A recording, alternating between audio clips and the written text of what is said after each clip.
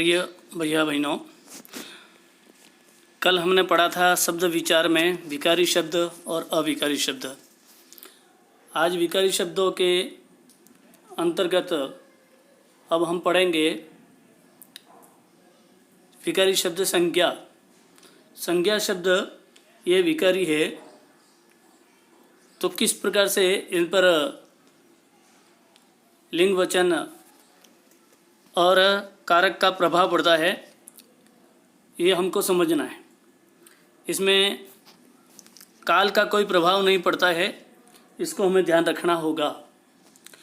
तो सबसे पहले लेते हैं लिंग का प्रभाव। किन्हीं शब्दों को, संज्ञा शब्दों में किन्हीं शब्दों को यदि हम स्त्रीलिंग बनाना चाहते हैं तो इस प्रकार से, जैसे ये शब्द लिखा है हाथी, अब इसका स्त्रीलिंग करते ही ये शब्द हो जाएगा हथीनी। इसमें नी ये प्रत्यय एक तरह से जुड़ गया है और इस प्रकार से इस शब्द में परिवर्तन आ गया है। दूसरा शब्द है शेर, इसका भी स्त्रीलिंग करेंगे तो हो जाएगा शेरनी। इसी प्रकार से मोर का हो जाएगा मोरनी। तो इन सभी शब्दों में हमने देखा है कि नी प्रत्यय जुड़ करके इन शब्दों में परिवर्तन आया है और ये सारे शब्द इस कारण से जो है बदल गए हैं। उसके बाद में दूसरे प्रकार के और शब्द देखेंगे हम, और वो शब्द कौन कौन से हैं। तो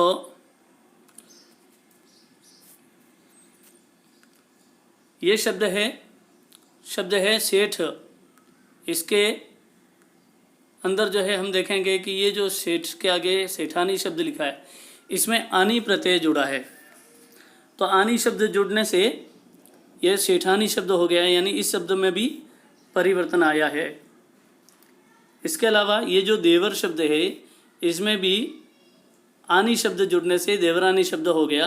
कुल मिलाकर के स्त्रीलिंग करने पर इन शब्दों में परिवर्तन आया, या स्त्रीलिंग शब्दों को पुल्लिंग करने पर भी इनमें परिवर्तन आएगा। जैसे नारी का नर हो जाएगा, नर का नारी हो जाएगा, बहन का बहनोई, देव का देवी।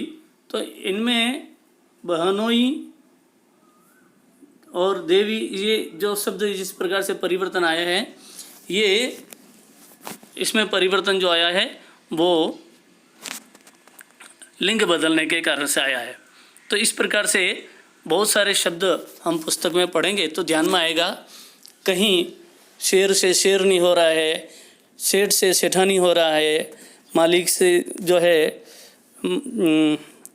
मालिक जैसा शब्द है उसमें भी मालकिन शब्द हो रहा है, तो वहाँ इन शब्द जुड़ रहा है। कहीं जो है माली शब्द है तो वो मालिन शब्द बन रहा है। कुमारी है, कुमार है तो कुमारिन बन रहा है। धोबी है तो धोबिन शब्द बन रहा है।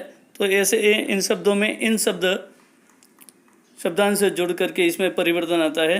तो इस प्रकार से यह भी एक परिवर्तन है। तो कहीं नी जुड़ेगा, कहीं आनी आएगा, कहीं ई की मात्रा जुड़ेगी। तो इस प्रकार से अलग अलग प्रकार से इसमें परिवर्तन आता है। जब पुस्तक में पढ़ेंगे तो हमको विस्तृत बात समझ में और आएगी। दूसरा जब हम लेते हैं तो यह है वचन का प्रभाव। जब वचन के प्रभाव की जब बात करते हैं तो वचन के कारण से भी परिवर्तन कैसे आता है। जैसे यहाँ शब्द लिखा है मछली, ये जो मछली शब्द लिखा है, इस मछली शब्द में ई छोटी बन गई है और या जुड़ गया है। तो इस प्रकार से बड़ी ई की मात्रा वो जो है छोटी ई की मात्रा में बदल जाएगी और इसके साथ में या लग करके चंद्र बिंदु लगेगा, तो ये बहुवचन बनेगा। तो इसका इस प्रकार से प्रभाव पड़ा। ऐसे बहुत सारे शब्द देखिए, यहाँ लिखा है कुटिया। ये अपना आप दिखने में ऐसा लग रहा है जैसे बहुवचन, परंतु ये बहुवचन नहीं है। इसकी पहचान करने के लिए हमको समझना पड़ेगा। यहाँ चंद्र बिंदु लगाया है और इसलिए यह बहुवचन है, जबकि ये जो कुटिया शब्द लिखा है ये एक वचन ही है। ऐसे ही बूढ़ी तो बुढ़िया ये शब्द हो सकता है। चिड़िया, तो एक चिड़िया है तो चिड़िया शब्द कहेंगे, और यदि बहुत सारी है तो ये जो चिड़िया, ये या लग करके इसके ऊपर चंद्र बिंदु लगेगा, तो ये चंद्र बिंदु वाला जो शब्द है वह चिड़िया बहुवचन बन जाएगा। तो इस प्रकार से इसमें परिवर्तन आया। और देखिए यहाँ लिखा है पत्नी, अब यहाँ बड़ी ई की मात्रा है, यहाँ छोटी ई की मात्रा भी बनी और या भी लगा है। तो इस प्रकार से इन शब्दों में परिवर्तन आया, ये एक वचन से बहुवचन करने पर आया है। दूसरा प्रकार का शब्द देखिए, यहाँ एक शब्द लिखा है वधू। ये जो वधू शब्द है, इस वधू शब्द में छोटा ऊ बड़ा ऊ की मात्रा है। ये जब परिवर्तन करेंगे तो बड़ा ऊ की मात्रा छोटा ऊ की मात्रा में बदल जाएगी और ए लग करके इसके ऊपर चंद्र बिंदु आएगा, अर्धानुसार आएगा। तो वधुएं ऐसे बोलेंगे। हमारे कभी कभी हमने देखा होगा कई स्थानों पर ऐसे कुछ शब्द लिखे हुए रहते हैं। जैसे एक शब्द है महिला, इसका बहुवचन महिलाएं, ए करके जब चंद्र बिंदु लगाएंगे यानी अर्धानुस्वार लगाएंगे तो यह महिलाएं ऐसा शब्द बनेगा। पर मैं एक शब्द यहाँ लिख रहा हूँ, थोड़ा ध्यान दीजिए। कई जगह पर इस प्रकार से लिखा रहता है महिला आई, आई करके ऊपर बिंदी लगाते थे, तो ये गलत है। इसको हमको ध्यान में रखना पड़ेगा। कहीं शब्द सुविधा लिखा है, इसका बहुवचन सुविधाएं, ए करके चंद्र बिंदु लगाना है। ये ए करके चंद्र बिंदु लगाना, नहीं कि न कि हमें ए की मात्रा आई की मात्रा करके बिंदी लगानी, या आई की मात्रा करके ये जो बिंदी लगाई गई है ये गलत है। तो सही क्या है? सही है चंद्र बिंदु लगाना। इसको ध्यान में करना चाहिए। ऐसे ही एक शब्द है बच्चा।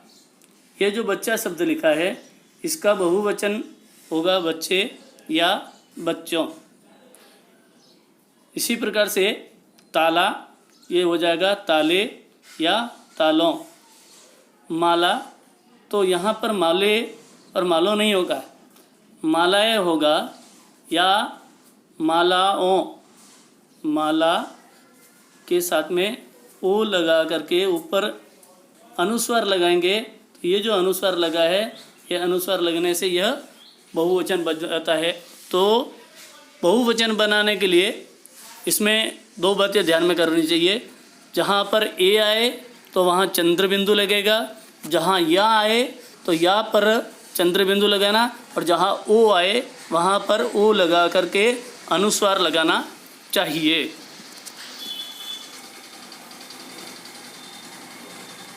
इसी प्रकार से यहाँ शब्द लिखा है नीचे देखिए गोरा, तो इसका शब्द बहुवचन क्या होगा?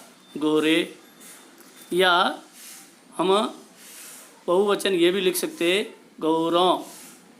रो के ऊपर बिंदी लगेगी तो इसको गोरो नहीं बोलेंगे, गौरों। ऐसा नासिका के अंदर इसकी ध्वनि निकलेगी। ये हमको अवश्य ध्यान में रखना चाहिए। तो इस प्रकार से इसमें परिवर्तन होगा।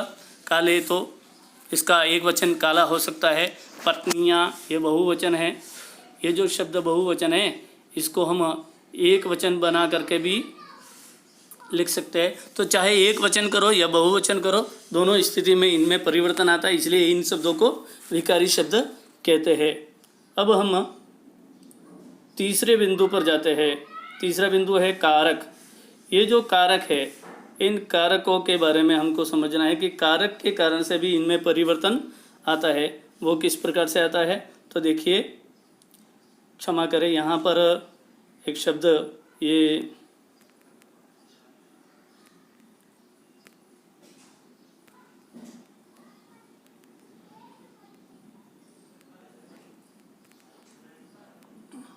कारण लिख दिया, कारण नहीं है यहाँ, इसको आप कारक पढ़े,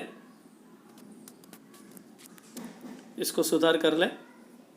तो कारक का प्रभाव किस प्रकार से पड़ता है?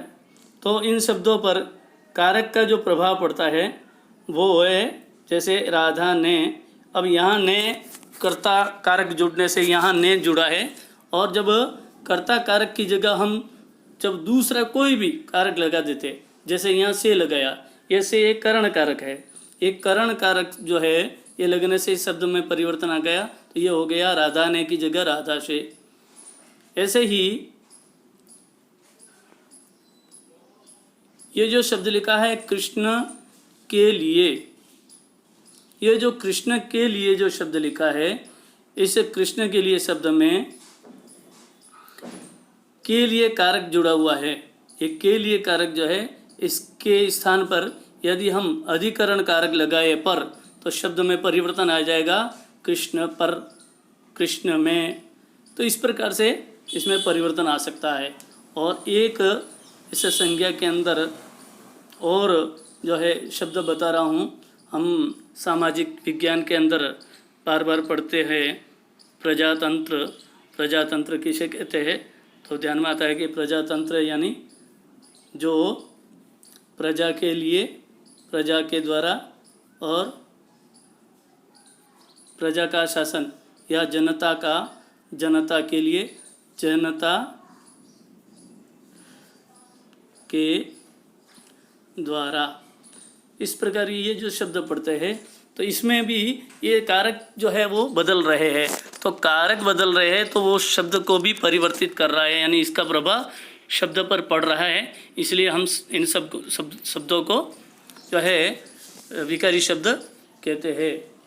तो आप सब ने इस पाठ को ध्यानपूर्वक पढ़ा, इसके लिए धन्यवाद। और इसके आगे सर्वनाम पदों को हम पढ़ेंगे, जहाँ सर्वनाम की परिभाषा और सर्वनाम के साथ ही इसमें जो परिवर्तन आते हैं उस परिवर्तन को भी हम समझेंगे। यहाँ एक दो बातें मैं और थोड़ी सी जानकारी के लिए बताना चाहूँगा। हमने यहाँ जो पढ़ा है, इस शब्द में कि लिंग, वचन और कारक के कारण प्रभाव पड़ता है। कभी कभी हमको लिंग की जब परिभाषा पूछते हैं तो वह परिभाषा हमको ध्यान में नहीं आती है, वचन की परिभाषा हमको ध्यान में नहीं आती है।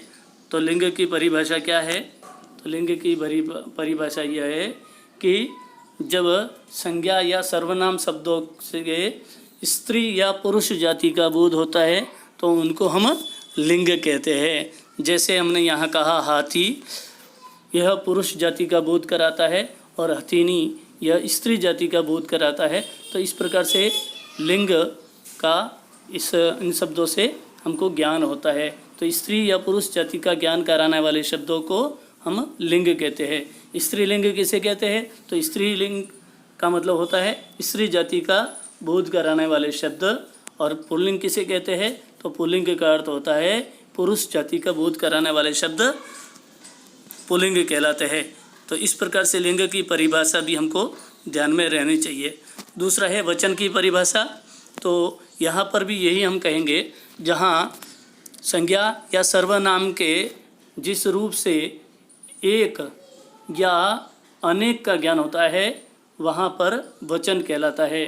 तो मछली, यहाँ एक मछली का जो है ज्ञान कराता है, तो ये एक वचन है। और जो मछलियाँ शब्द है वह बहुवचन का ज्ञान कराता है, और इसलिए बहुत सारी मछलियों का ज्ञान कराता है या अनेक मछलियों का ज्ञान कराता है, या ये भी कह सकते हैं कि एक से अधिक का ज्ञान कराते हैं, उनको बहुवचन कहते हैं। तो एक या एक से अधिक का ज्ञान कराने वाले शब्दों को हम वचन कहते हैं।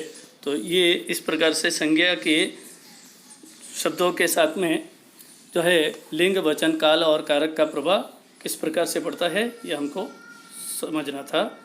आप सबने ध्यानपूर्वक समझा, इसके लिए बहुत बहुत धन्यवाद।